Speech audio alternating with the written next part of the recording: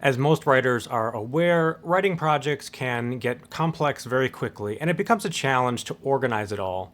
It's a problem that starts well before you actually start writing and continues all the way through drafting, editing, and finalizing your work. It's why we start using various tools, from spreadsheets to visualization tools, to help us. And it's why Scrivener specifically added its corkboard and outliner views, so that you could look at your project like this. Or maybe like this.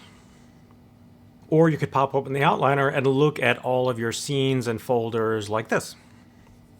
Whether you're writing novels, screenplays, nonfiction, or even things like blog entries or scripts for videos, Scrivener's corkboard and outliner can help a ton to expand on your ideas and keep them organized. But there are quite a few ways to use them, and a number of options in terms of what information those views show and how it's displayed. So in this video, we're going to do a deep dive into those two tools, the corkboard and the outliner, to help you get the most out of them. So stick around.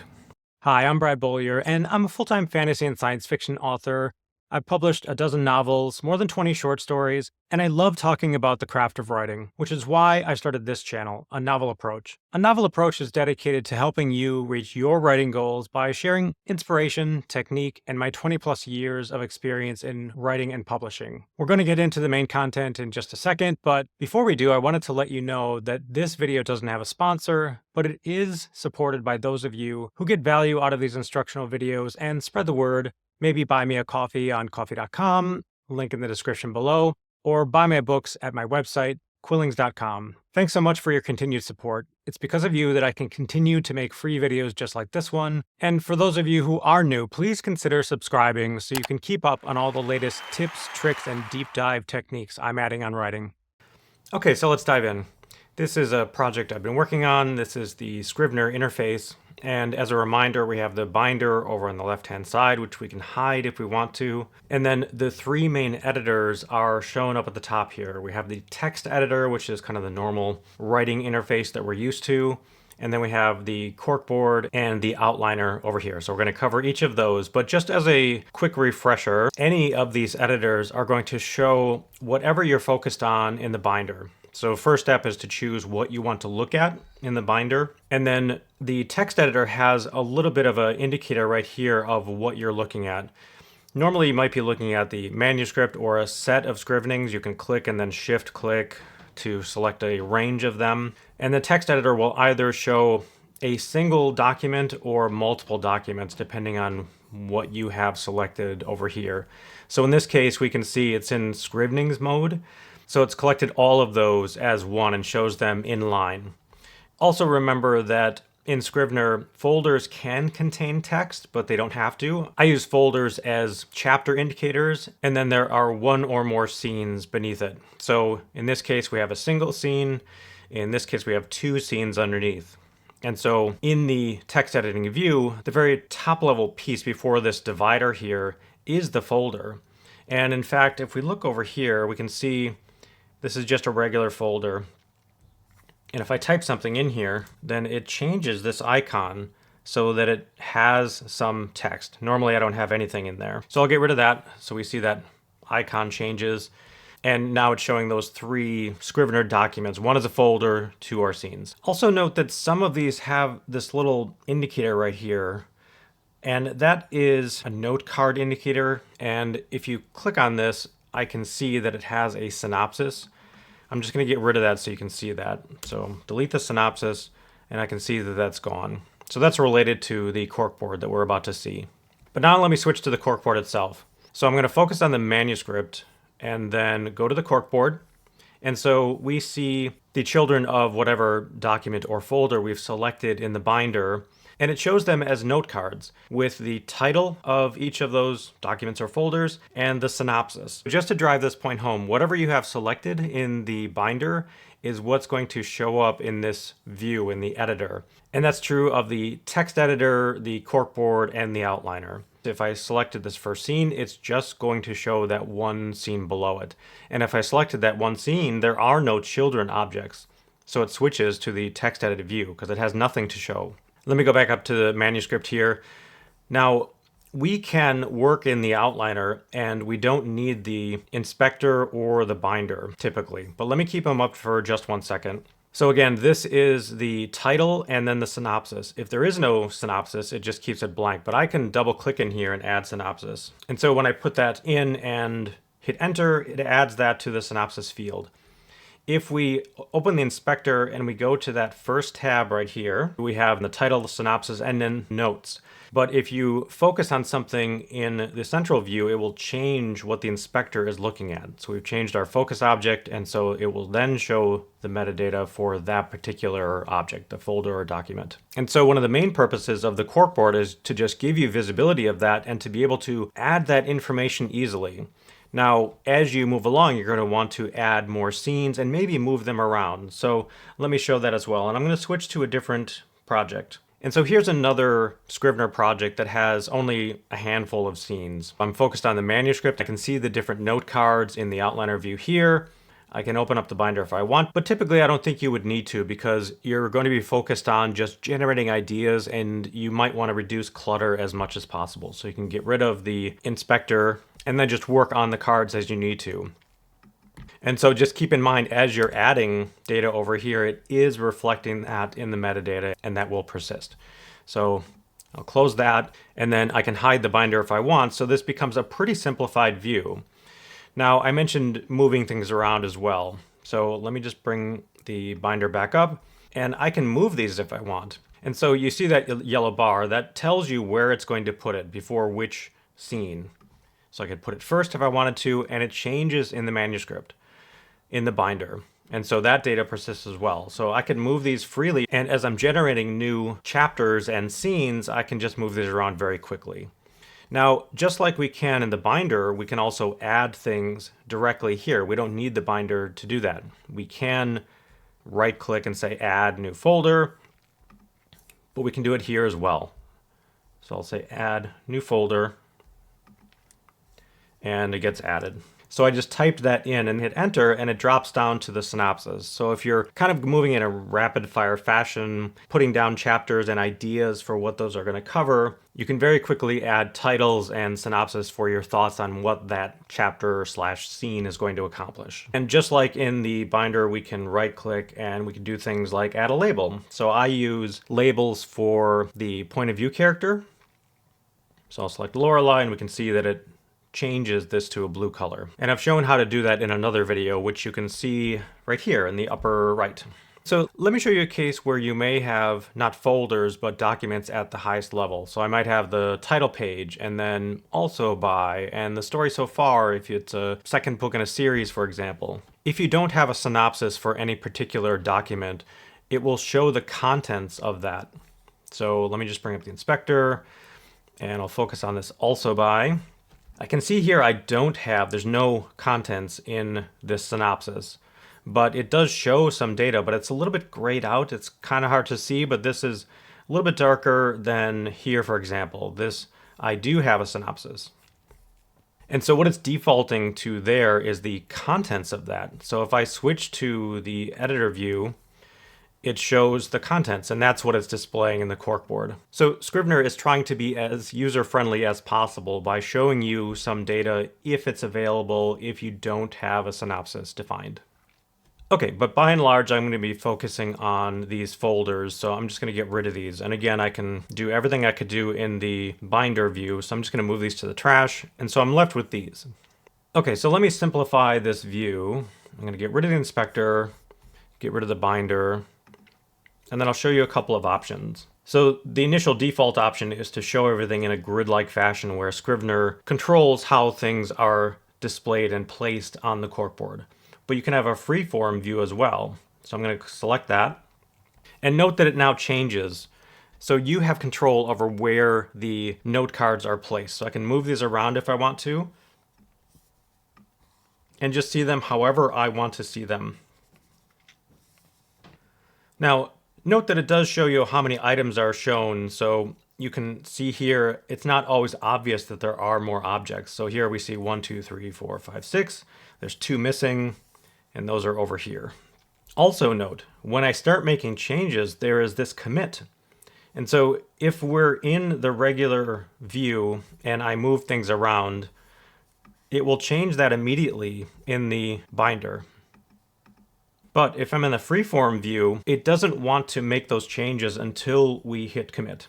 And so we may make a bunch of changes, and commit allows you to select how to order those. So if I click that, I get some options here.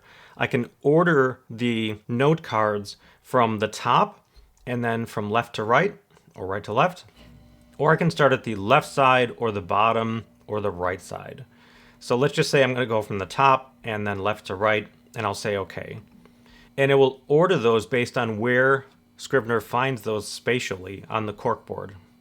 There is overlap logic as well, so it'll try to find based on the directions that you've chosen, but it will also consider if there is some overlap between them. And just to make this a bit more obvious as well, let me show you one option. So I'll go under View and Corkboard Options, and then Show Card Numbers. So these numbers are not persistent data. You can't find them in the inspector anywhere.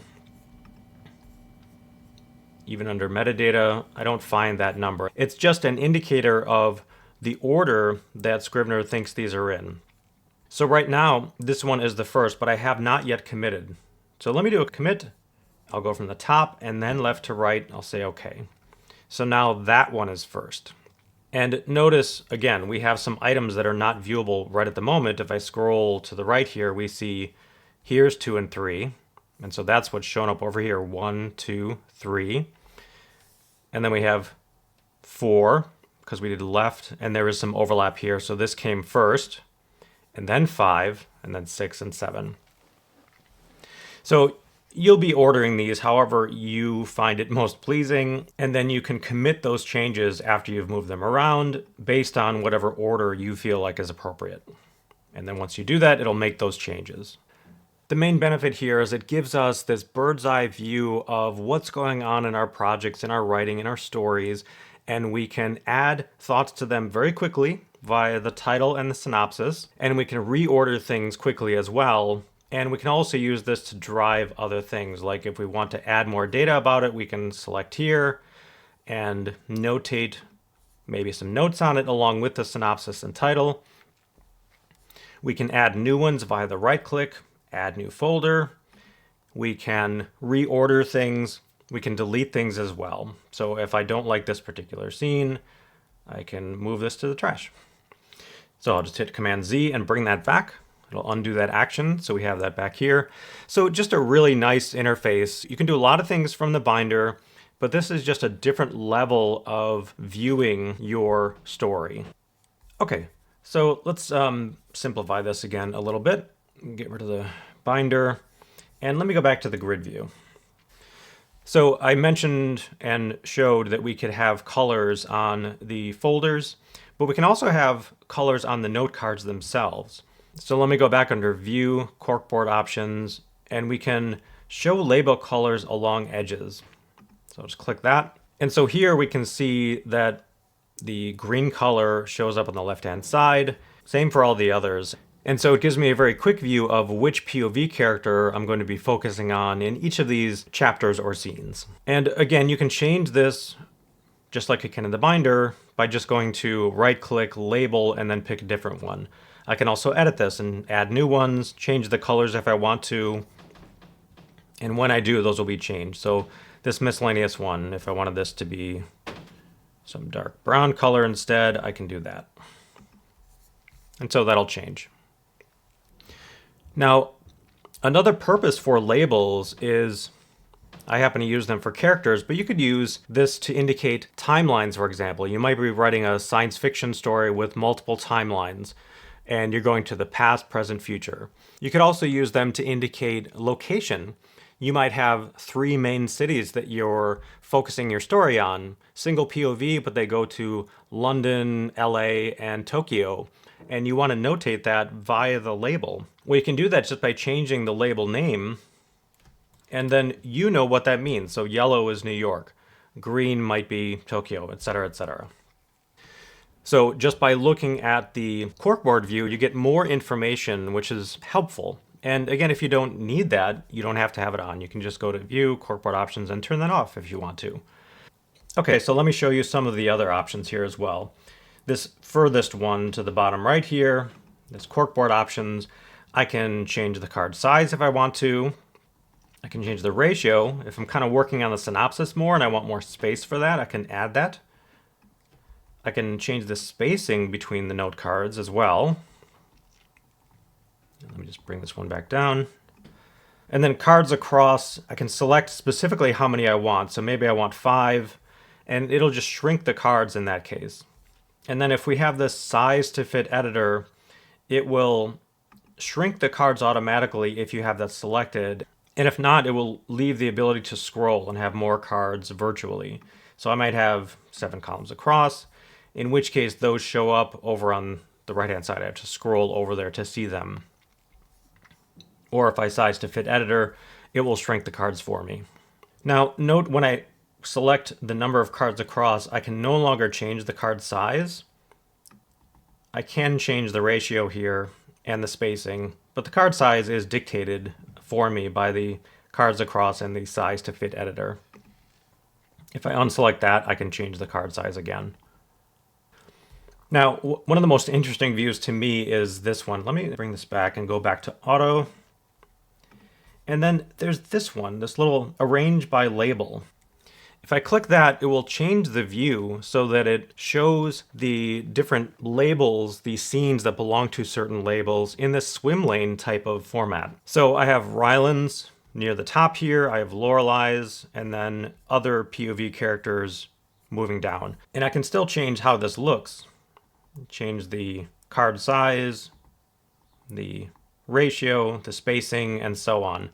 But this is a really interesting way to view things for me because it organizes by label and you provide the meaning for those labels. Again, this could be locations, it could be timelines in your story, it could be characters, it could be something else. And it allows you to view those from that perspective.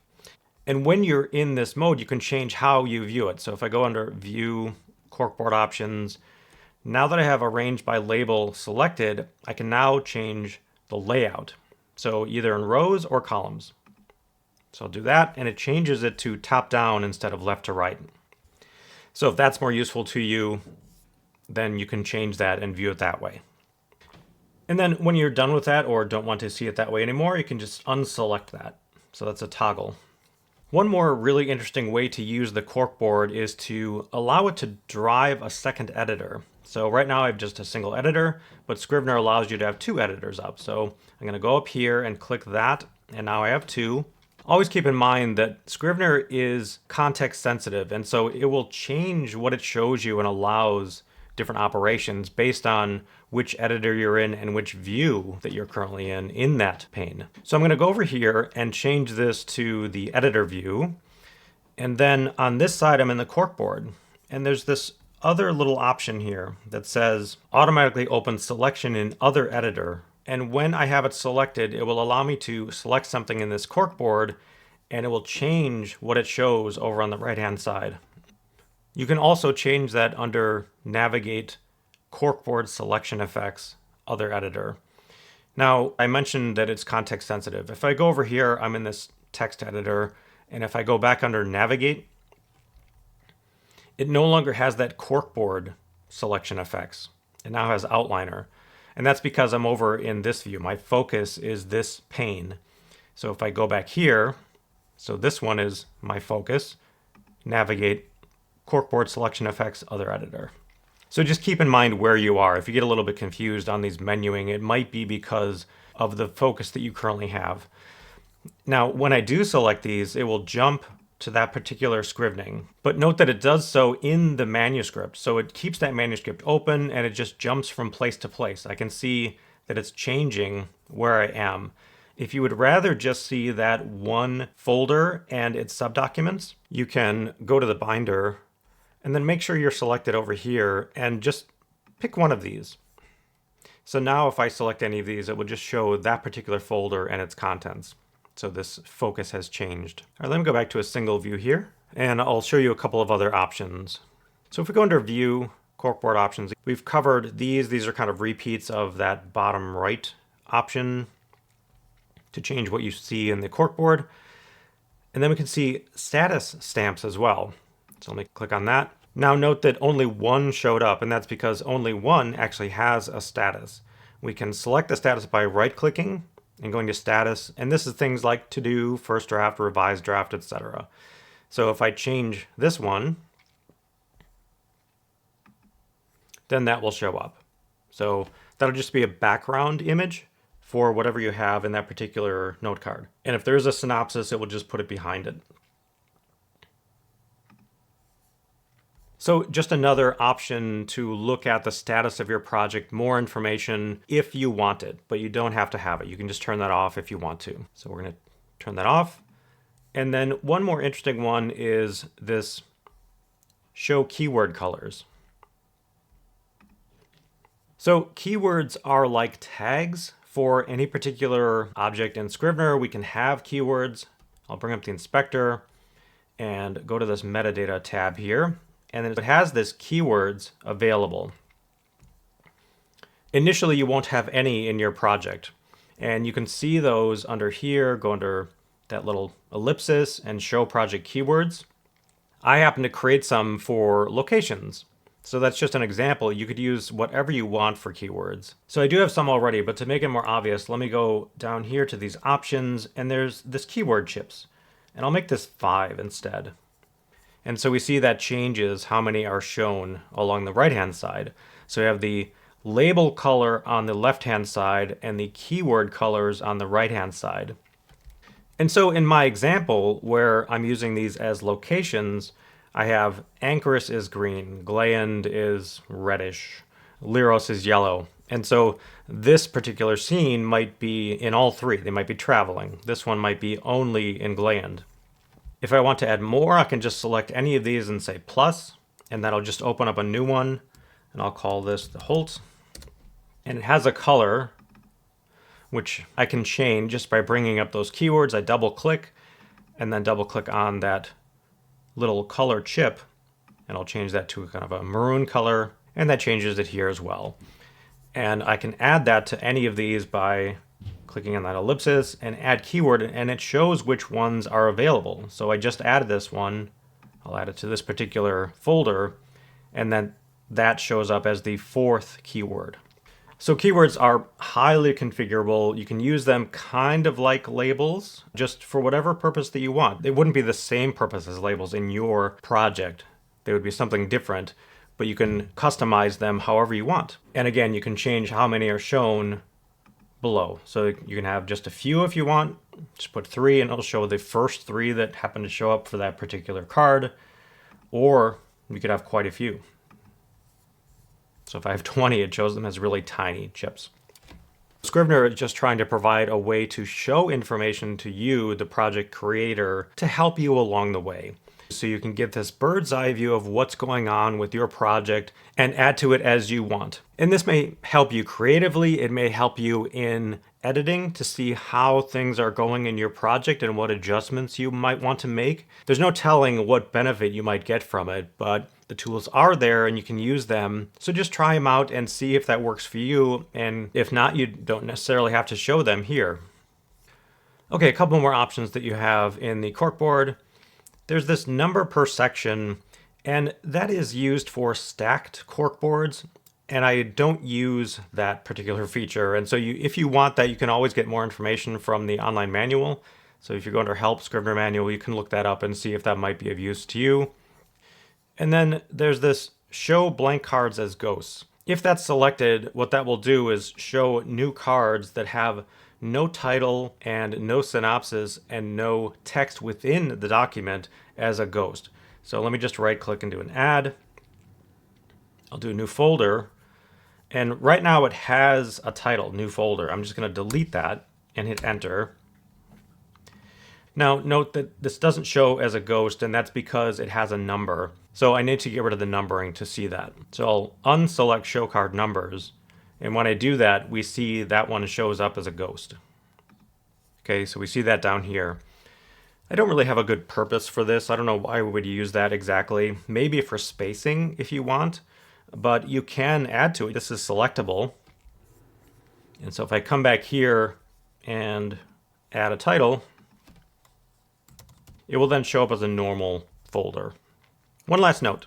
Let me go to the binder again here. You can use this for your folders, your chapters, and your scenes, but you can use it for other things too. If I go to the character folder, it will show me whatever I've selected over on the binder and display those as note cards. Now, my top level documents, the children of this characters folder, happens to be text files, but let me just go to one that has characters from templates. So this particular folder has a number of characters in the ruling class, and just like I could with folders and chapters in my manuscript, I can add characters. So I could do right-click, add, new from template, character sketch. And so it creates that character sketch, and again, that template has some data already, so that's in there, and I can change the name here, and then I can add a synopsis here. But that does still have information in it, so if I go to my new character Joe, I can see his character template has been added. So the corkboard is just a really nice way to look at your project, again, from a bird's eye view. That might be super helpful in the beginning as you're generating ideas. It might be helpful as you're trying to get unstuck in a particularly difficult part of your novel. It might be useful in the editing phases where you're trying to see how things are going and maybe reorder things, or just get the story back to the forefront of your mind. This will remind you of what was happening in the early parts of the story, because you will forget some of those things as you finish. And so this is a great way to look at that, refresh your memory, so you can start organizing your thoughts on what edits you're going to make. Okay, so let's switch to the outliner at this point. Again, up top we have the text editor, the corkboard view, and then the outliner on the right here. So we'll click on that. We're focused on our manuscript, so it's going to show us all the children of that object that we've selected, the manuscript in this case. And so the outliner shows a spreadsheet type view of your project.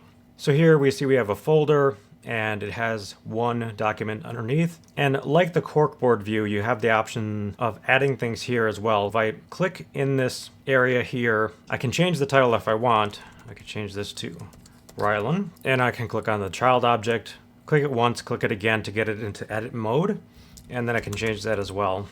Now, one of the more interesting features of the outliner is that once you're in edit mode, you can hit enter to record your changes, but you can also hit down arrow to edit multiple things in one go. So in the previous example where I changed this from Rotary to Rylan and then had to do both of them, I could do it in one fell swoop. So I could do Rotary, down arrow, up arrow, fix that one, and then change this one.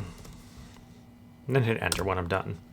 We can also see that we have other columns that show additional attributes, and these can be moved at will. So if I want title second, I can do that.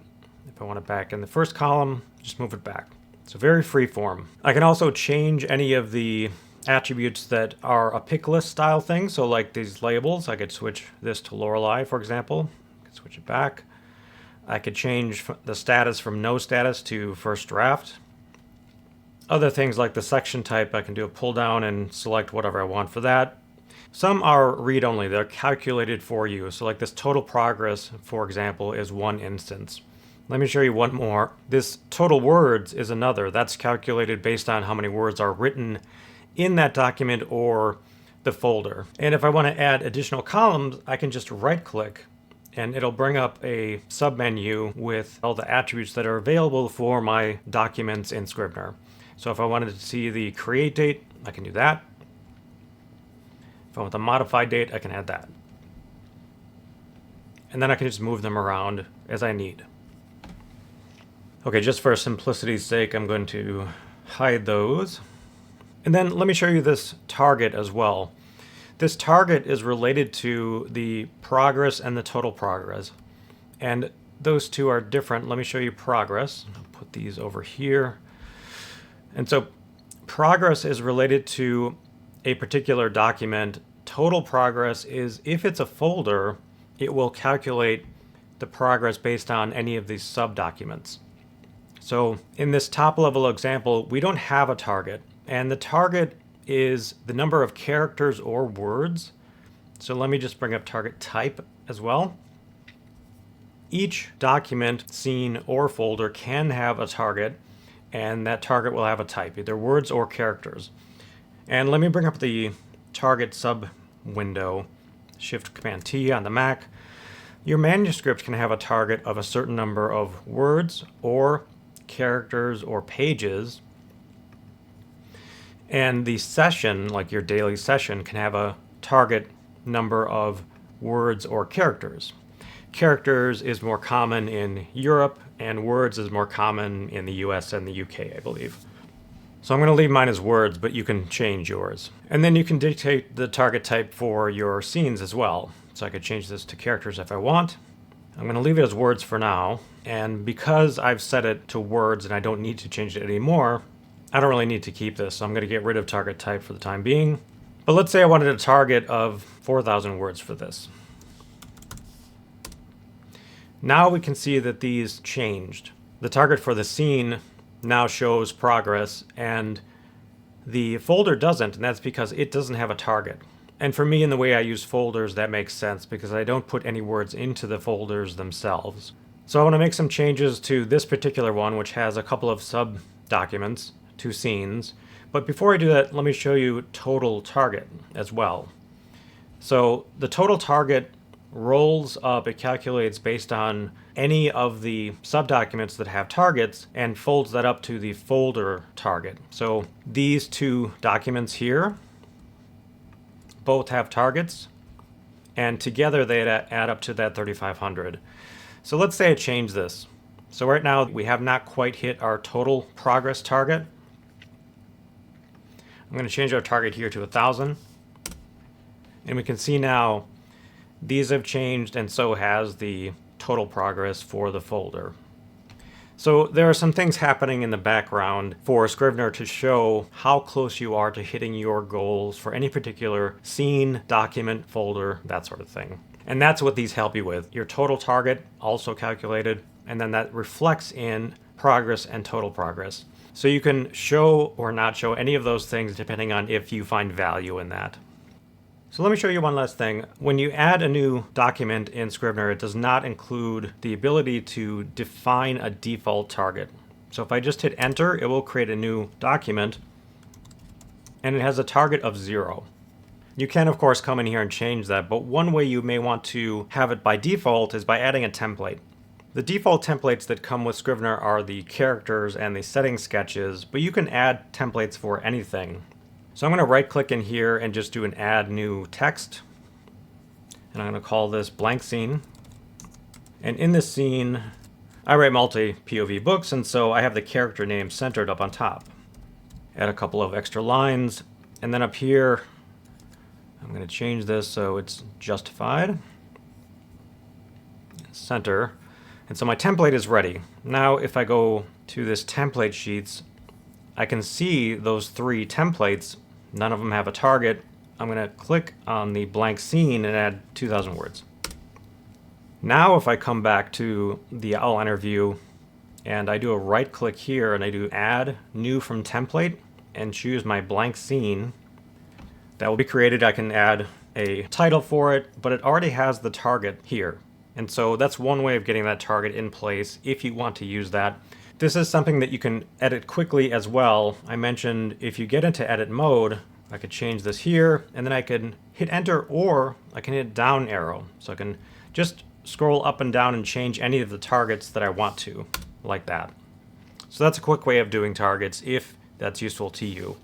Let me quickly show you a couple of other options down in the bottom right. You can center this content if that's more useful to you, if you have a large screen, for example. Let me get rid of the binder. And so that might just be more aesthetically pleasing for you, or you can keep it on the left. And you can also have fixed row height. And when you do that, it opens up the synopsis for each of the documents and folders. So if I come here and select this, I can see my synopsis is Phaedron Finds Lorelei, which is shown here, and I can edit here as well. So just like in the Corkboard view, you can change the title and the synopsis if you have this fixed row height. And if you don't, it just hides that because a lot of times you may not need it depending on where you are in your brainstorming process or your editing process. You can also get to both of those things under View, Outliner Options, and we see all of the attributes that are available, plus way down at the bottom, center content, and use fixed row height. And let me bring up the binder again.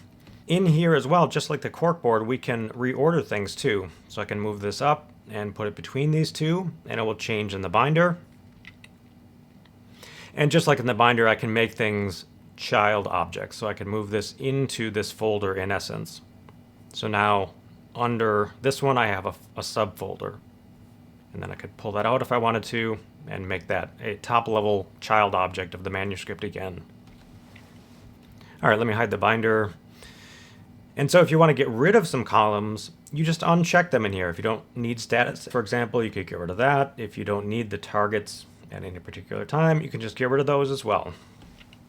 Like the corkboard view, we can also have keywords, and they can be shown as these colored chips or as the actual text. So if I uncheck this as colored chips, it will show that data instead. And if I make this larger, I can see all of them.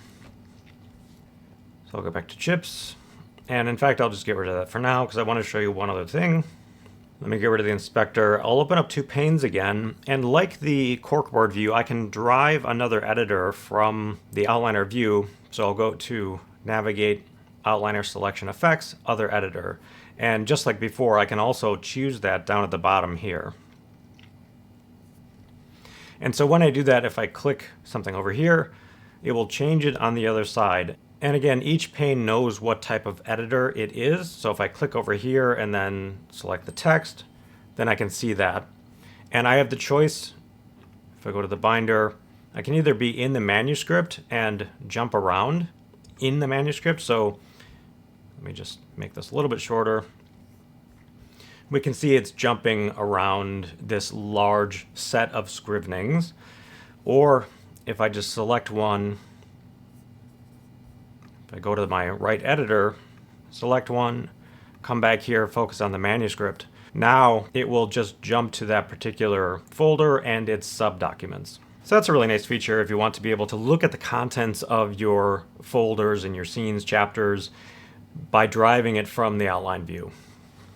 Let me go back to a single pane. There's one last thing I want to show you with the outliner, and that is custom metadata.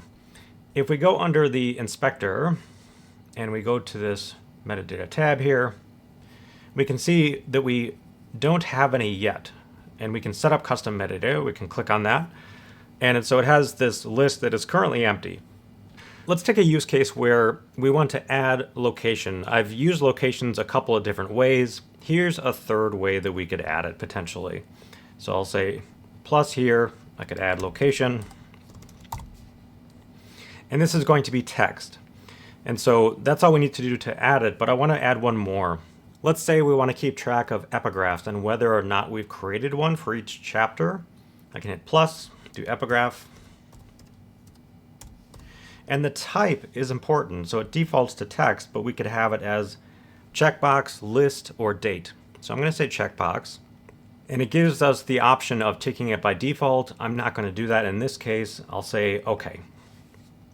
So now the custom metadata is available for any of our documents. So if I click on a different one, I see location and epigraph, and I can add them here. And that will persist. I can also click on the epigraph. So that's checked at this point. But I can show that data in the outliner view as well. So let's get rid of the binder. And I'll right click here and note at the bottom we now have location and epigraph. So I'm going to add both of those.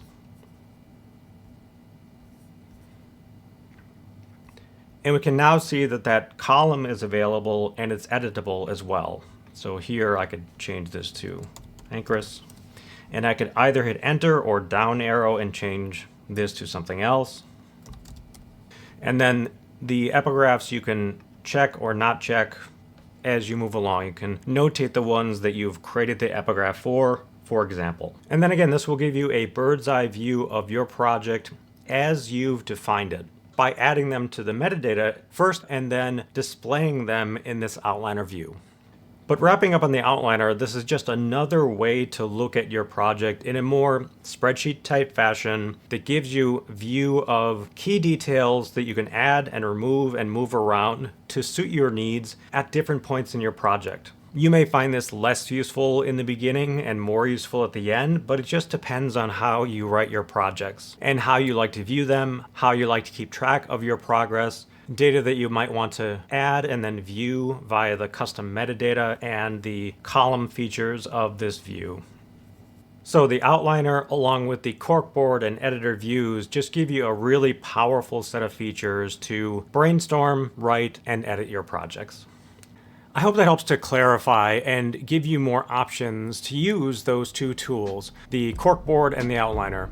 At this point in my videos, I've covered Scrivener from a high level and also how to set up and write on a day-to-day basis. I have one dedicated to the compile feature and now the corkboard and outliner views. Are there any other aspects of Scrivener you might like to see covered? If so, please leave a comment below. And if you found this useful, please like and share with fellow writers and writer groups especially. That really helps to grow the channel. I have a ton more videos on writing and also the business of writing coming up, so be sure to hit subscribe. I hope to see you in the next one. Until then, dream big, stay positive, and keep writing. Peace, everyone.